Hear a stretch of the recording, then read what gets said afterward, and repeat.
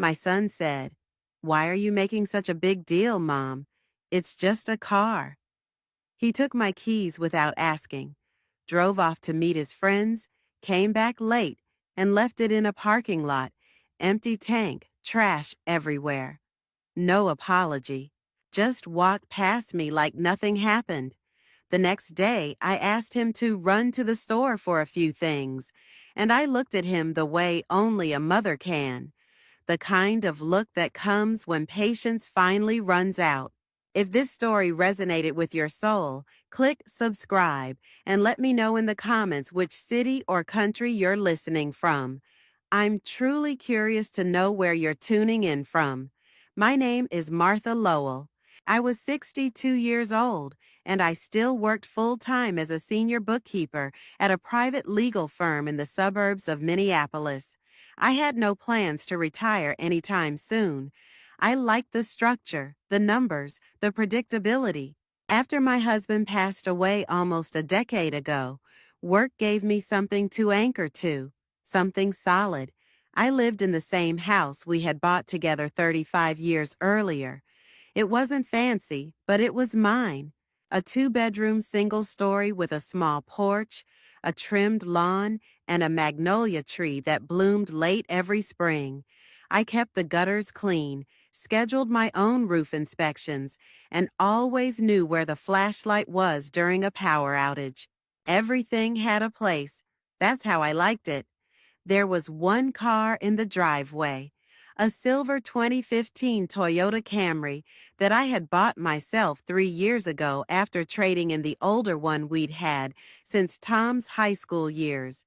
I picked it out for its reliability, good mileage, and smooth ride. I took care of it the same way I took care of everything else, meticulously, regular oil changes, vacuumed floors, a fresh vanilla-scented air freshener hanging from the rearview mirror. That car wasn't just transportation. It was my independence, my routine, my space. My son Tom, 32, had moved back in temporarily about 6 months earlier. A breakup, a job layoff, some messy financial things he didn't like to talk about. It added up. I hadn't said no. I wasn't the type. He said it would be for a month or two at most. But months had come and gone, and he was still here, using the guest room like a hotel and the fridge like it was his. He paid no rent, occasionally helped with trash day. Mostly he kept to himself, coming and going on his own time. I hadn't complained. I knew life didn't always go as planned. I figured a warm bed and a quiet house were better than him spiraling alone in some expensive one-bedroom with no food. But I had my limits, even if I didn't say them out loud. I needed my routines. I needed my peace. And most of all, I needed my boundaries. That car was part of it. Every morning, I'd get up at 6:15, shower, make myself a bowl of oatmeal, and sip my tea while the sun rose over the street. By 7:15, I'd be backing out of the driveway, heading toward the office. 22 minutes each way, never more than a few seconds off. The car was clean, quiet, familiar. It gave me something I couldn't get from people: predictability. No one else drove it. Not even Tom. I never said it explicitly, but the expectation was clear. The keys stayed in a dish by the kitchen door. I never locked them away. I didn't feel the need to. That car was mine. I assumed, naively, that the unspoken line would be respected. I was wrong, but at the time, things still felt balanced. I kept track of my mileage. I scheduled my tire rotations. I filled the tank every Sunday after church and wiped the dash with a microfiber cloth. I even bought new seat covers when the old ones started to fray. They were dark blue with a subtle pattern. Nothing flashy, just something that made the car feel like mine. Sometimes, when work got stressful or the house felt too quiet, I'd sit in the driveway for a few extra minutes with the engine off, watching the neighborhood wake up. It was my little world behind those windows. No noise, no obligations, just the hum of silence and the faint ticking of the cooling engine. So when I say it was just a car, I mean it the way people say a wedding ring is just a ring, or a family photo is just paper. It wasn't about the metal or the wheels or the make. It was about respect, ownership, control in a life where so much had been beyond mine. I had lost a husband. I had raised a child. I had worked through illnesses, layoffs, recessions, and grief. And through all of that, I had kept moving, carefully, quietly, with purpose. That car was part of that movement, part of the life I had built on my own terms, and I wasn't ready to watch someone treat it like an afterthought. Not him, not anyone. It happened on a Wednesday morning. I woke up the same way I always did, before my alarm, quietly, with the pale gray light creeping through the blinds. I slipped on my robe, made my tea, and walked into the kitchen, ready to start my routine. But when I glanced out the window above the sink, the driveway was empty. At first, I thought I'd forgotten something. Maybe I parked on the street. Maybe I left it at the grocery store by mistake. My mind scrambled to make sense of the gap where my car was supposed to be. But deep down, I knew. I knew before I even turned to look at the key dish by the door. It was empty. I stood there, the tea cooling in my hand, trying to push away the pit forming in my stomach. I waited. 10 minutes, 20, an hour. The house was still. His door was shut. No text, no note, just my own silence reflected back at me. He came back just after 9. I heard the car pull in before I saw him. The familiar engine hum, the crunch of tires on the driveway, the click of the car door closing with just a bit too much carelessness. Then the front door opened and he walked in like it was any other morning. He had a cup of coffee in one hand, sunglasses perched on his head, and his phone in the other. He didn't greet me. He didn't explain. He just nodded and moved past me toward the stairs. My car, my quiet sanctuary, was parked crookedly halfway across the driveway, nose out, driver's seat pushed too far back, a food wrapper on the passenger floor. I walked outside in my slippers, circled it slowly. There was a faint smell of fast food and cheap cologne. The gas tank was nearly empty. It felt like trespassing. I didn't say anything that day. I wish I could say I had confronted him with the anger I felt rising in my chest. But I didn't. I didn't yell or demand answers. I simply watched, observed, absorbed. Later that evening, I heard him laughing on the phone, telling someone about the meetup he'd gone to that morning, how convenient it had been to just take the car. I was standing in the hallway then, out of sight. I didn't move. I listened to the way he spoke about it like it meant nothing, like borrowing my car without permission was just a funny little anecdote, a footnote. It wasn't the first time Tom had blurred the lines between what was mine and what was his. He had been doing it in small ways since he moved back in, taking food without asking, using my laundry detergent, leaving lights on, doors unlocked, but this was different. This was my car. He had crossed a line, and he didn't even seem to realize it. Or worse, he did, and he didn't care. That night I sat on the edge of my bed, hands clasped in my lap, staring at the shadowy outline of the Camry through my window. The longer I looked, the more foreign it felt, like something had been taken from me. Not just a vehicle, but a part of my autonomy, my privacy, my voice. It wasn't just the act that bothered me. It was the absence of remorse, the assumption, the sheer casual entitlement of it all. No apology, no offer to refill the tank, No acknowledgement that he'd even done anything out of line. Just a shrug. Just silence. It made me think of all the other times I'd given space where I shouldn't have. All the moments I had bitten my tongue. All the times I had told myself, he's going through something, or it's not worth the argument. And in doing so, I had let parts of myself shrink. I had made room where I should have set boundaries. That night, I couldn't sleep, not because I was angry, but because I was done. Done excusing, done absorbing, done being the woman who let people walk through her life without removing their shoes. It was just a car, he would say. But he didn't understand. It wasn't about the car. It was about what it represented. And that, I realized, was something I wasn't willing to surrender again. The next day, I went to work as if nothing had happened. I put on my slate gray cardigan, the one with the elbow patches that Charles used to tease me about, and I packed my lunch, chicken salad on rye, a sliced apple, and a thermos of tea. Everything looked normal. Everything felt rehearsed. But inside, something had shifted. I drove the Camry carefully, my hands tighter on the steering wheel than usual.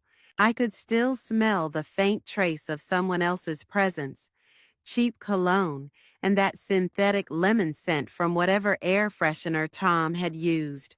The mirrors were adjusted wrong, the seat too far back. It wasn't damage, not physically, but it felt like a trespass, the kind you only notice when your comfort has been moved an inch to the left. All morning at the office, I kept replaying it. Not the act itself, but the indifference, the complete lack of hesitation, the way he had walked into the kitchen, still holding my keys like they belonged to him, the way he hadn't looked at me, hadn't said thank you or sorry, or even noticed that I had noticed. And suddenly, I couldn't focus on numbers, couldn't concentrate on invoices and spreadsheets and account balances. My mind kept circling around a single quiet question. How much of myself have I given away in the name of keeping the peace? I thought about how long I had been the one to bend.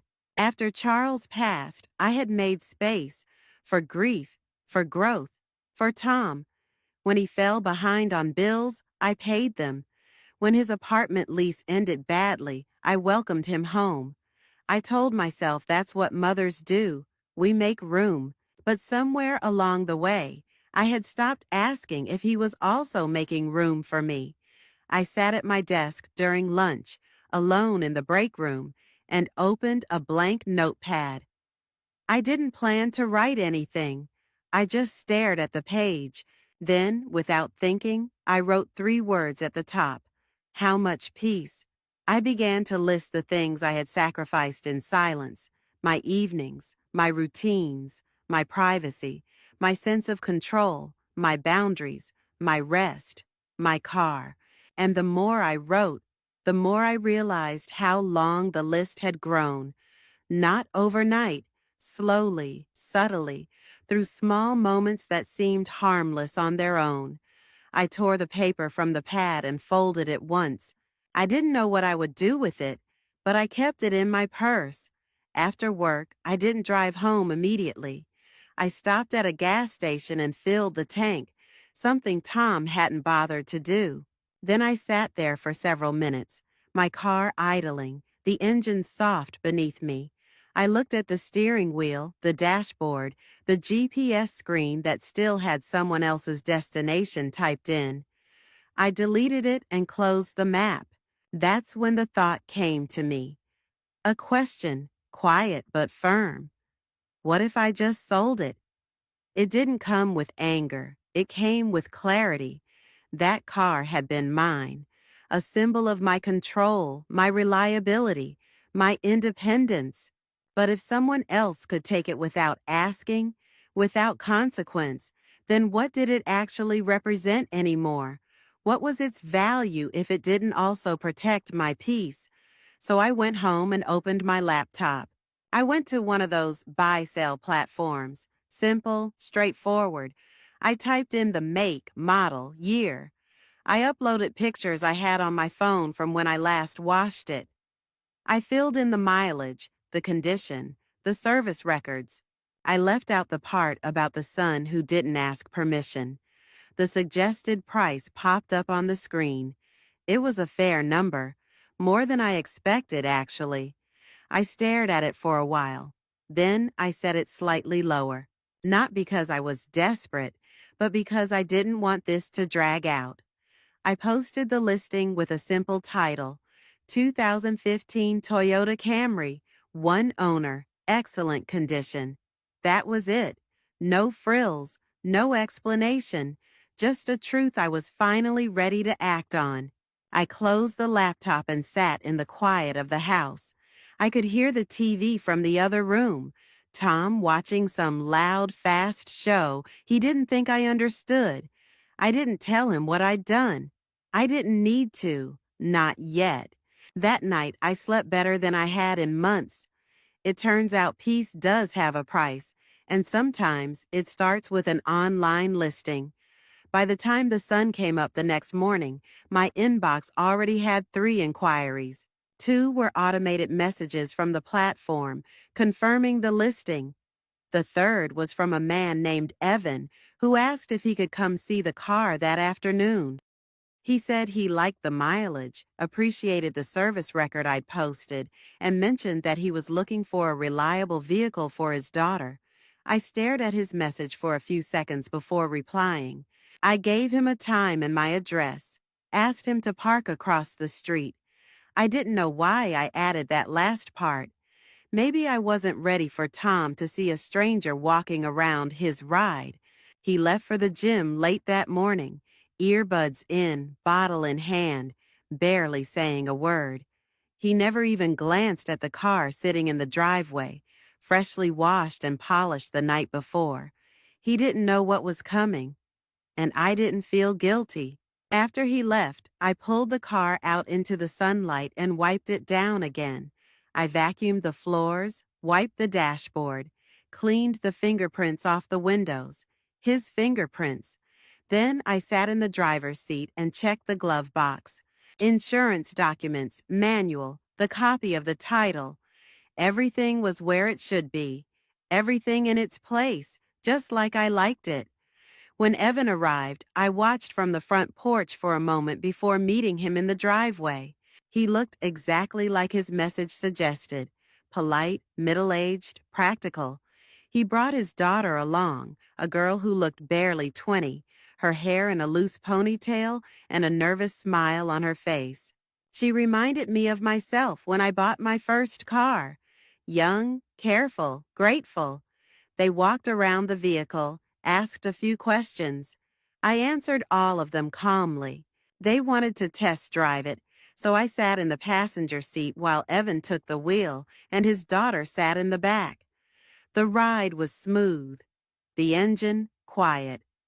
Everything worked the way it always had. I watched him nod as he drove, listened to her whisper, "It smells really clean." When we got back to the house, he didn't haggle. He offered me the full asking price in cash in an envelope.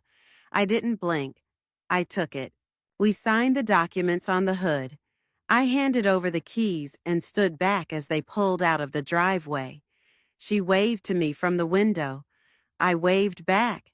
And then they were gone. The driveway looked strange after that. Not empty, free, open. I stood there for a long moment, holding the envelope in both hands.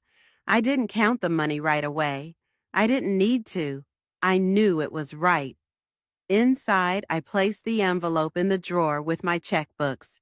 Then I poured myself a glass of water and sat at the kitchen table. I didn't feel triumphant. I didn't feel spiteful. What I felt was clean, clear, resolved. I imagined Tom walking through the front door later that evening, tossing his bag on the floor like he always did, heading to the kitchen, maybe asking what was for dinner. He'd glance out the window, expecting the silver car in its usual spot. He'd pause, do a double take, walk outside, then come back in. He would ask the question I had been waiting for, and I already knew the answer. He didn't ask permission when he took what wasn't his, so I didn't ask permission to take it back. After they drove away, I stood in the living room staring out the window at the empty street. The absence of my car didn't jar me. It didn't make my stomach twist or my heart race. Instead, it felt like something had finally been lifted. A quiet burden I hadn't even realized I was still carrying. There was no regret, no fear, just relief. Deep, clean relief, the kind that wraps around your shoulders like a shawl when you didn't even know you were cold. I sat at the kitchen table, hands curled around a cup of cooling tea, and looked at the envelope lying before me. It was plain, unassuming, but it felt like it hummed with power. I hadn't counted the money yet. I didn't need to. This wasn't about dollars. This was about the decision, the follow-through, the boundary finally drawn and honored, not by him, but by me. That envelope didn't just contain cash. It contained a declaration that I was done making space for people who took me for granted, that I was done living around someone else's disregard, that I had reclaimed something no one had the right to borrow, my voice, my limits, my self-respect. I didn't rush to the bank. I didn't make a list of next purchases. I simply breathed in the space that was finally mine, no longer tethered to the constant worry of whether I'd wake up to find my life rearranged without consent, no longer wondering when the next small theft of trust would happen under the guise of just borrowing. Later that afternoon, I went to the entryway. The bowl where I had always kept the car keys sat on the little table by the door. I picked it up, turned it in my hands, and wiped away the thin layer of dust at the bottom. It felt like a relic from a version of me I no longer wanted to be. I moved it to a shelf in the back room and replaced it with a ceramic dish my sister had given me on a whim years ago, a shallow bowl painted with tiny blue leaves. Decorative, empty, mine. I found the spare keys, the ones I had kept tucked away behind the pantry door for emergencies. They jingled softly in my hand like they were asking permission to be forgotten. I opened the drawer of my desk, set them inside, and slid it shut. No lock, no ceremony, just finality. Tom came home a few hours later. I was folding laundry on the couch, the television murmuring softly in the background. I didn't stop what I was doing when he walked in. I heard the front door open, the usual rustle of a grocery bag he'd picked up on the way. Then his steps paused. He looked out the window, then back toward the driveway, then, finally, toward me. "Where's the car?" I didn't flinch. I didn't sigh. I didn't even look up. "I sold it." He stood still for a few seconds longer than he needed to, processing, calculating. His brow furrowed, but not in anger, just disbelief. "You didn't tell me." I looked up then, met his eyes without blinking. "I didn't need to." He opened his mouth, then closed it again. He didn't argue. He didn't ask who bought it or how much I got. He just stood there, then turned and walked upstairs. His door closed with a quiet finality I hadn't heard in months. I made dinner for one, a baked sweet potato, some steamed vegetables, and a cup of ginger tea. I ate slowly, mindfully, without noise, without rush. That night the house felt different, as if the walls had expanded again, breathing easier without the weight of unspoken tension pressing against them. I sat in the living room with my knitting. The windows cracked open to let in the scent of pine trees and the faint smoky aroma of a neighbor grilling 2 houses down. It was the first night in years I didn't run through mental checklists or brace for interruptions. And when I finally went to bed, I slept all the way through. The next morning, I woke before the sun. I put on my walking shoes and a windbreaker and left the house just as the sky began to blush pink. I walked a full loop through the neighborhood, passing quiet houses and dew-soaked lawns. I stopped at the local market on the way back, buying just enough to fill a canvas bag. It was light, manageable. It felt like freedom. As I walked home, I thought about how for so long I had believed independence was about possession, ownership, control. But now I understood something else.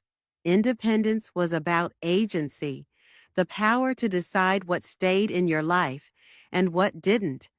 That car had once given me freedom, but selling it had given me something far better. It reminded me that I was allowed to choose, and no one, not even the people you love, gets to make that choice for you. It took him almost a full day to notice the car was gone. That, more than anything, told me what I needed to know. The car wasn't a tool he depended on. It was a convenience he assumed would always be there.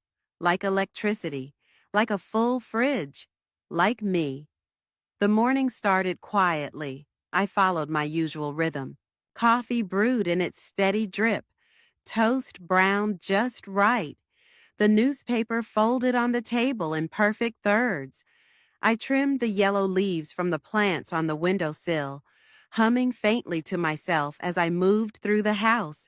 The breeze drifted through the open window in the front room, carrying the scent of cut grass and faint traffic from the main road. The driveway outside sat bare, exposed under the soft morning light. I looked at it briefly, then went back to sipping my coffee. I expected he'd come down eventually and notice, that there'd be a moment, a pause, something. But the morning passed and he didn't appear. It wasn't until almost noon that I heard movement upstairs. A muffled yawn, the groan of floorboards under heavy steps, then the soft impact of his socks hitting the stairs. He entered the kitchen without looking at me. He opened the fridge like he always did, pulled out the carton of orange juice, drank straight from it. No glass, no manners. He shut the fridge with his shoulder and glanced toward the hallway. He reached for the doorknob. That's when it happened. The stillness. He froze. He looked out, and for the first time in a long while, he noticed something that didn't belong to him was no longer there. Where's the car? The question hung in the air, suspended between us like a dropped thread. His tone wasn't angry, not yet. It was confused, disoriented, as though the universe had shifted in a way he couldn't quite process. He looked back at me, waiting for a correction, some assurance that what he was seeing was wrong. I lifted my eyes from the crossword puzzle. I sold it. 3 words, no drama, no apology, just the truth. His brows creased. He blinked. You what? I sold the car, I said again, slowly, clearly. He stood there, mouth half open, as if he were trying to read my expression for a clue. His hands hovered at his sides, caught between protest and disbelief. You're joking, he said, his voice just a touch louder. I didn't answer. You didn't even tell me? I put my pencil down on the table, folding my hands. No, I said, I didn't. He stepped farther into the room, his shoulders squared, the beginnings of indignation starting to rise in his posture. What, because I borrowed it once? He said borrowed, not took, not used without asking. Borrowed, as if it had been agreed upon, as if that word could erase the disrespect of assumption. I needed it, he added. It's not like I wrecked it or anything. I nodded once. No sarcasm, no lecture, just acknowledgement. Then I picked up my pencil and returned to my puzzle. He lingered. I could feel his presence like a static charge in the air, waiting for something, a fight, a guilt trip, a compromise, But none of that came. Not this time. Eventually, he muttered something under his breath and stomped upstairs. The sound of his door closing reverberated down the hall like a statement. I filled in 3 more words on the crossword before I stopped again. I took a deep breath and looked at the empty key dish by the door. It looked cleaner now, less cluttered, less claimed. In the afternoon, I heard him talking in his room. His voice was low, clipped, strained. He was on the phone, likely scrambling to figure out a ride, asking for a favor, making arrangements now that the assumption of my support was no longer a given. He didn't come down for dinner. I didn't call him. I cooked for one. I ate at the table with the lamp on low, jazz humming faintly from the old radio in the corner. I didn't wrap up a plate for later. I didn't wait. Later that evening, I stepped outside onto the porch. The sun had dipped below the trees, and the sky had turned that soft blue-gray of late summer evenings. The street was quiet, the kind of quiet that used to make me feel invisible. But now it felt full, still, mine. The driveway stretched out beside me like a canvas finally cleared. I stared at it and felt no urge to fill it too soon. Empty didn't mean lacking. Sometimes it meant ready. And as I sat there with a warm mug between my hands, I realized something that had been forming for weeks. It had never really been about the car. It had been about being seen, being asked, being valued enough to have a say in my own life. And now, for the first time in a long time, I wasn't just reclaiming space. I was reclaiming permission, the kind you give to others and the kind you finally give to yourself. The silence between us stretched like a taut wire, humming low and constant. It wasn't the kind that threatens to explode into shouting matches or slamming doors. No, this silence was more potent than that, calm, unspoken, and devastating in its clarity. The air felt thinner, the walls more spacious, as if the house had exhaled after holding its breath for too long. He avoided me. I let him.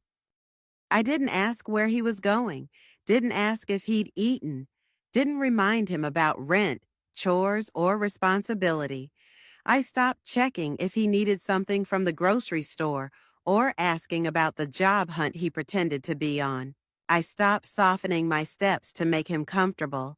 I simply started living, fully, unapologetically, for myself. And the strangest part? I didn't miss the old rhythm. In fact, I barely noticed it was gone. I reasserted my routines like a woman returning to her own skin. The kitchen became mine again. The way I liked the salt facing the stove and the dish towels folded in thirds, not crumpled on a hook. I changed the living room back, removed the clutter, replaced the throw pillows, opened the curtains he always kept drawn. The house grew brighter each day, not because of sunlight, because of intention. I reclaimed spaces, not as territory from someone else, but as belonging I had slowly forfeited over time. I reorganized my closet. I lit candles in the evening and played classical music while I cooked. I started taking walks early in the morning before the world stirred, breathing in air that hadn't yet been touched by anyone's demands. It wasn't rebellion, it was restoration. And he noticed. One evening, I was folding laundry at the dining table. The room was quiet except for the soft rhythm of cloth and hands. He appeared in the doorway, hesitant, like a boy who'd walked into a room he wasn't sure he belonged in anymore. He asked if I needed help. His voice lacked its usual edge. It was small, uncertain. I looked up at him, and for the first time in a long while, I saw something besides entitlement. I saw someone who realized they might have gone too far. I said no, and I meant it. He didn't argue. He didn't insist.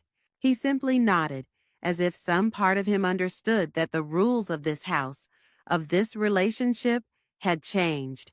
That night, I lay in bed staring at the ceiling, the faint movement of shadows from the trees outside tracing lines across the walls. I thought about all the moments I had given away, the slow drip of accommodation disguised as kindness, the times I'd excused his behavior under the banner of being a good mother. But a good mother doesn't teach her child that love means permission to overstep. The truth was, I wasn't angry about the car. I was angry about the pattern, about the way I had been chiseled away in fragments until only function remained. Driver, cook, listener, provider. A mother, yes, but no longer a woman with boundaries. And I had allowed it. The moment he took the car without asking wasn't an isolated offense. It was the echo of every dismissed voice, every assumed yes. It was the mirror held up to my own silence. I resented myself for how long I had tolerated it, for mistaking tolerance for patience, for allowing dependency to masquerade as love. The next morning, I watched him shuffle around the kitchen, the stiffness in his shoulders betraying how much he didn't want to ask for another favor. And I felt something new: resolve. Later that week, I told him I wanted him to find a new place to live. No build-up, no preamble, just the words, clear and even. He looked at me like I'd just shifted the axis of his world. "You're serious?" he asked. I nodded, not with cruelty, with clarity. He didn't fight me. He just stood there, stunned. Because deep down, I think he knew it was coming. I had drawn a line that was no longer in pencil. We didn't speak much after that, but we didn't need to. He started looking for places, making calls in hushed tones. The tension didn't spike. It dissolved, because decisions, once made, carry their own peace. In the quiet that followed, I walked through my home and felt the space change. It wasn't about square footage. It was about air that no longer carried the weight of resentment. And I realized it had never just been about the car. It was about dignity. It was about being seen as a whole person, not just a giver. It was about protecting the life I had built with hands that deserved to rest, not constantly repair. It was about finally choosing myself and meaning it. The morning after he moved out, the house was so still that I could hear the sound of the clock ticking in the hallway. But it wasn't the silence of emptiness. It was the kind that settles after a long-awaited decision has finally been made. A silence that fills the walls not with absence, but with presence. Mine? I stood in the kitchen barefoot, the morning light slanting through the blinds, and let the quiet fill me. I sat at the table with a fresh cup of coffee and felt something I hadn't in years: possibility. There was no sadness, no aching nostalgia, no guilt. I had grieved already, in small daily ways, each time I'd been disregarded, overlooked, dismissed. That kind of grief was over. What remained was peace. I didn't cry when he left. I didn't replay the final words we exchanged or doubt my firmness. I had said what needed to be said. He had heard it. And for once, he hadn't tried to talk me out of it. The moment the door clicked shut behind him, I knew the space was mine again.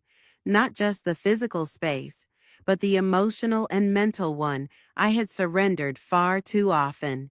The driveway had been empty for weeks now.